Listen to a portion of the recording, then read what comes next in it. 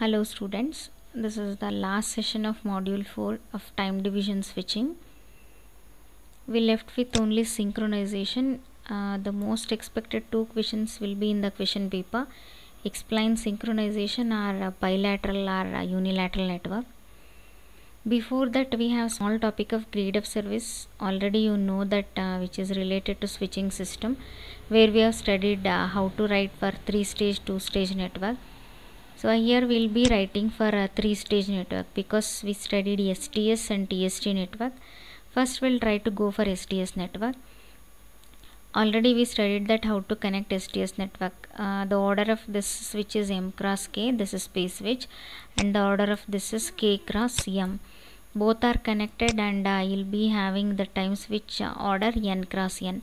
M incoming highways which are connected to M outgoing highways. The same thing is written here, and we converted this to space division equivalent. You can observe the same diagram. This is the same diagram.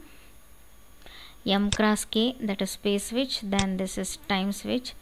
See, this is space switch, this is time switch, and this is space switch, and both are interconnected.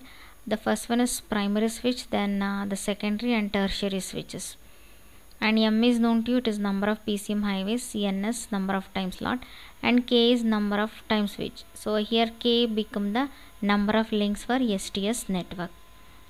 How to find grade of service means we'll assume certain thing. Let occupancy of A, that means first switch, be A, and occupancy of B link be B, occupancy of the next tertiary links be C.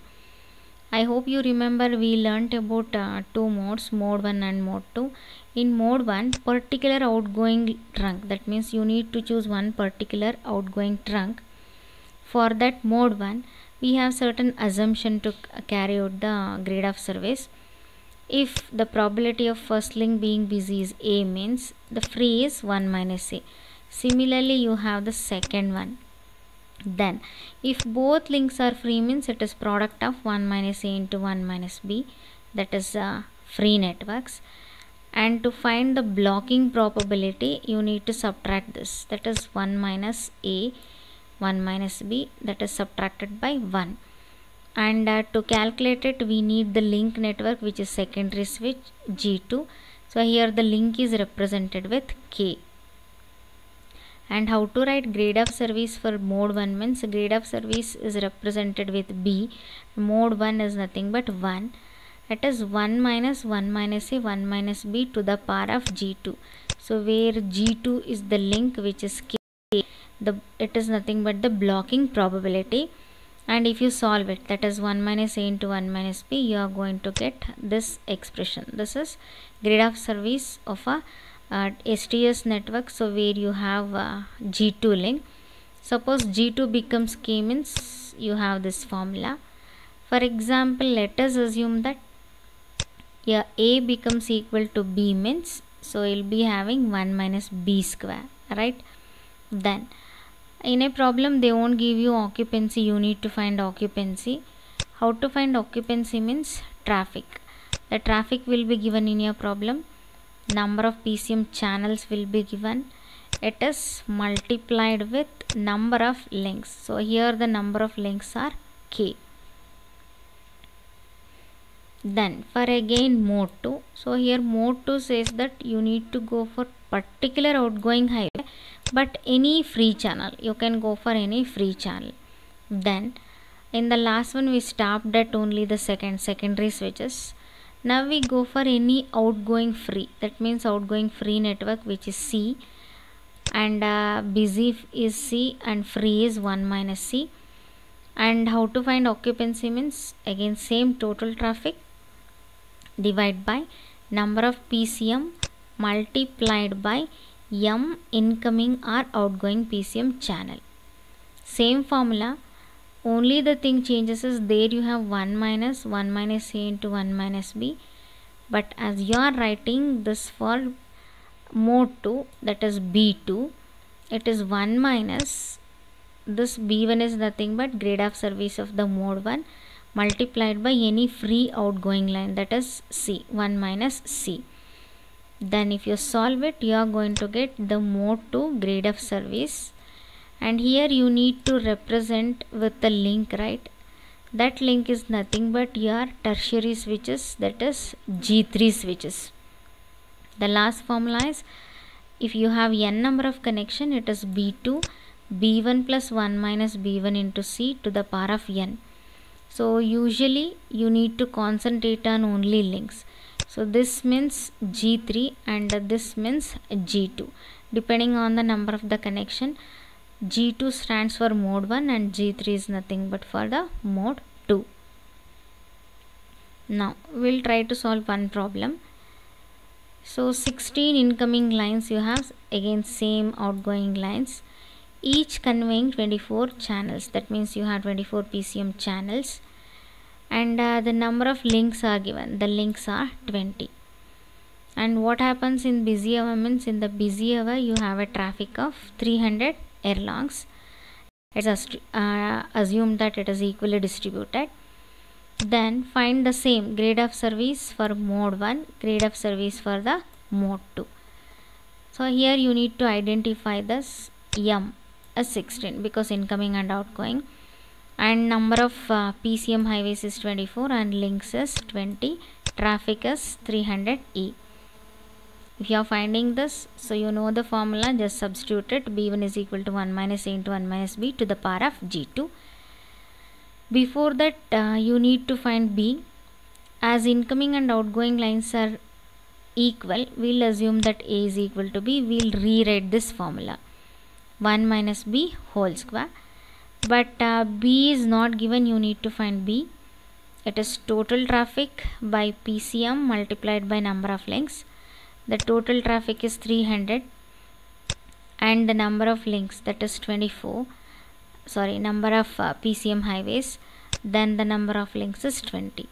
So if you find, so the value will be 0.628, 0.625. Then substitute it in your formula to find the grade of service for the mode 1. Similarly, you need to do the calculation for the mode 2 also. Same thing, find occupancy. So now it is 300 divided by number of now the number of PCM channel is this. Then you need to multiply M with M. So M is 16. Then how much is C value means, it is 0.781. Use the second formula. Directly you can write. So here it is just substituted and find. You know this formula, B2 is equal to B1 plus 1 minus B1 into C to the power of n. Substituted. This is grade of service for the mode 2. Then maximum expected question is this, explain synchronization. Synchronization means there will be a similarity in incoming line, that is of a frequency, how to fill it. So like that there should be a correct incoming line and there should be a proper outgoing line also. So synchronization depends on alignment of PCM signals. One small diagram is given. With a frequency FA, you have a frequency of FA incoming. It is given for timing extraction, then to the buffer. The buffer has two inputs, one from timing extraction, it is writing it, and another one with the same frequency.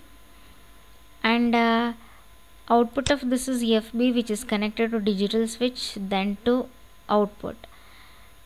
And two more outputs are coming from the exchange clock. Those are connected as input for the buffer, and another one is connected for the digital block. How does this work means, usually the PCM will be having different delays, so you will be having different incoming line. That means there may be a difference between your incoming and outgoing frequency. So for example, assume that you will be having some 100 and your outgoing line is getting some 90. So that means you will be having still the difference of 10. So how to make out that means it is having the alignment. That means you need to go for frame alignment. That frame alignment is carried in the buffer. So there are two possibilities. Either the buffer may be empty. So that means nothing is inside the buffer. So if it is empty, you need to fill it. Or the other probability is, so it may be overflow. At each probabilities you need to refill the buffer. That means remove everything which is represented in the buffer, so refill it. Constant monitoring has to be done for the frame alignment because there will be a difference between that. The same thing is given here. The digits read into the buffer at the rate of incoming line at the beginning, then the frame alignment has to be monitored, and fill the buffer in the constant level and observe the phase difference. If you have any phase difference, fill it with the assistance of this exchange clock. So like that you need to synchronize the network. So do not let the buffer to be empty and do not make it overflow. Maintain the frame alignment with the assistance of this write and read operation with the assistance of exchange clock. So now synchronization network. Synchronization is different, synchronization network is different. You'll get two questions. Explain unilateral, that means single-ended unilateral or double-ended bilateral or unilateral network. You'll be having diagrams, I hope you can observe. Single-ended unilateral, single-ended bilateral. You need to know the difference. We have two exchanges, exchange A and exchange B, which are connected with a synchronous link. And here in a single-ended you will be having only one direction. See, so in a single-ended you will be having one direction, that too in the unilateral, and you will be having only one clock which will be acting as a master clock, and it will be controlling this side. So phase comparator, which will try to compare the clock frequency, which will try to synchronize it. We'll call this type as master slave relationship. That means one will act as a master and other will be having the controlling capacity. It is in the unilateral, but in bilateral there will be a mutual understanding. You can observe here there is one phase comparator along with the clock here and here also. So depending on the phase difference, so both will be monitoring it and both will be maintaining the same clock frequency. It is a major difference between unilateral and bilateral. Same thing, the synchronous digital network have one or two reference frequencies, and the synchronization link may be bilateral or unilateral.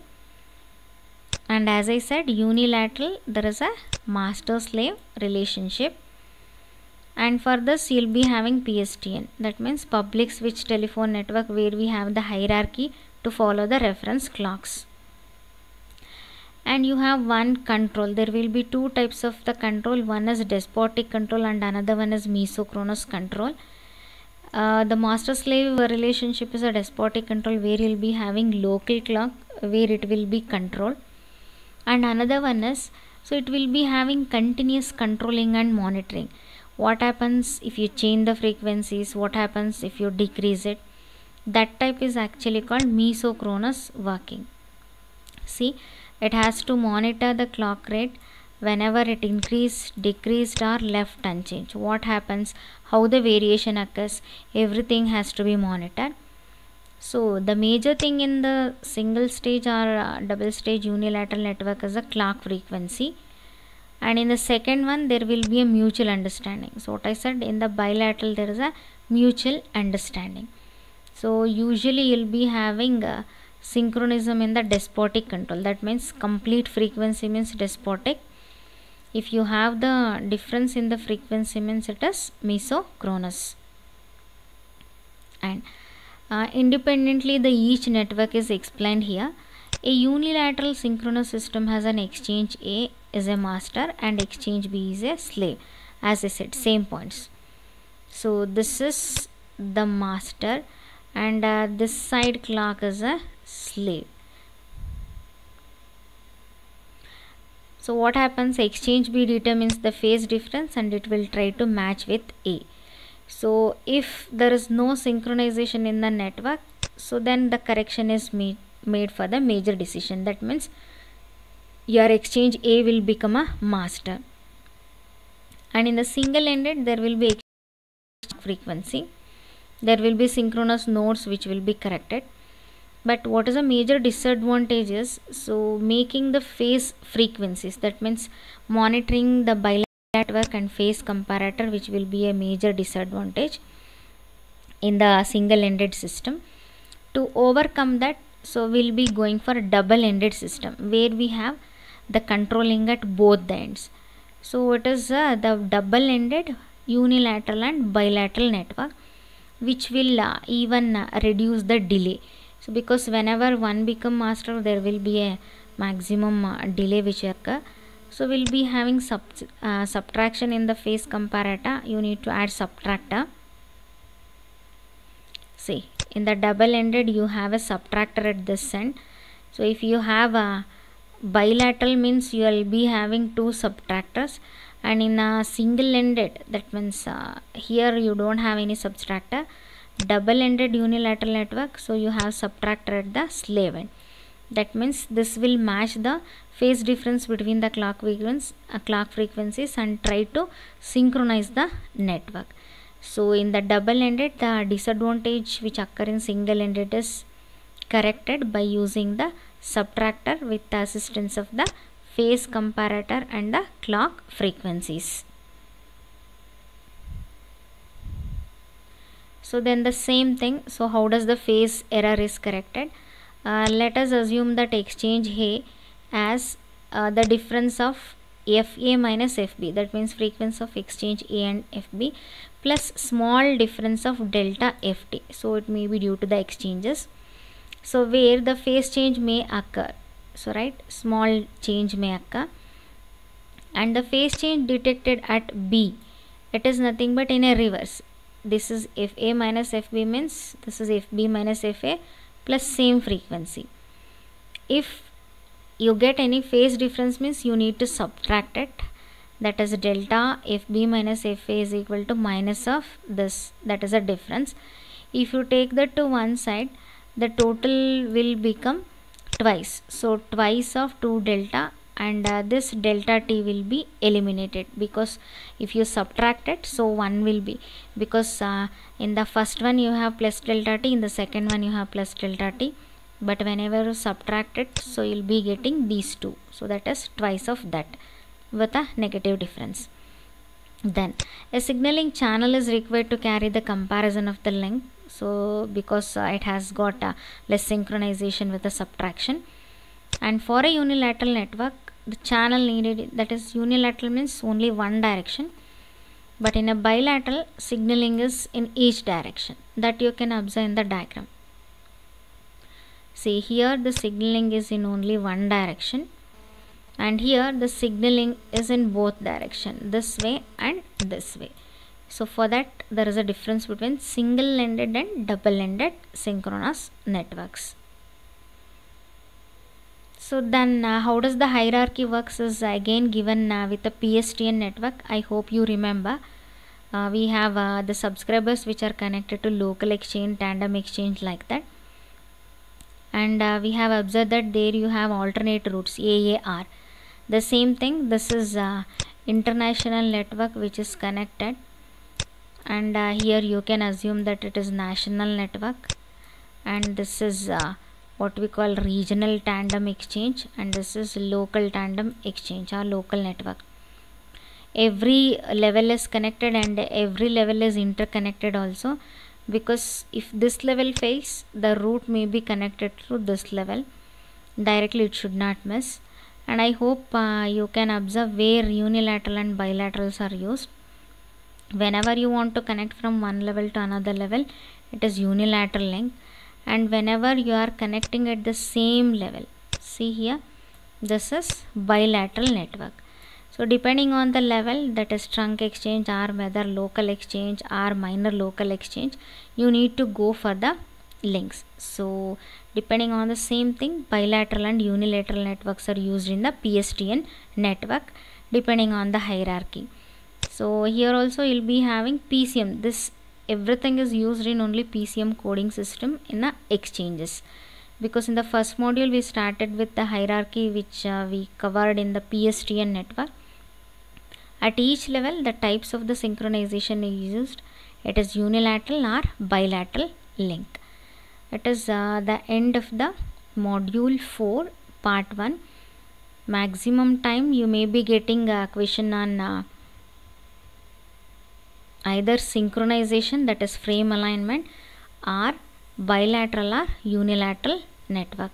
So it is critical to identify difference. You need to identify and you need to answer it correctly, and this won't be expected in any question paper, but still it is related to your PSTN network. So this ends your module 4 part 1. Thank you.